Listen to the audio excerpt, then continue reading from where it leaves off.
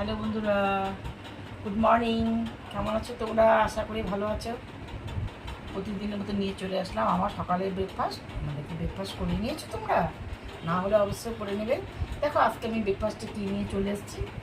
এই দুখানা রুটি নিয়েছি, একটা দুটো, আর ঘুগনি করে নিয়েছি। এটার মধ্যে আমি কুচি কুচি করে কাঁচা লঙ্কা নিয়ে নিয়েছি, এটা দিয়ে দেবো, দিয়ে খেয়ে নেবো। আমি একটু এক্সট্রা দেবো আর কি। আর একটু কুচি কুচি করে কাঁচা পেঁয়াজ দিয়েছি, একটু দিয়ে দেবো। কাবলি ছোলার ঘুগনি দিয়েছি, একটু সস দিয়ে দেবো, খেতে ভালো লাগবে। এরকম করে খেতে ভালো লাগে।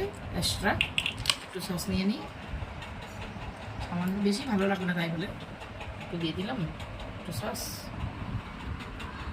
ব্যাস, মিক্সড করে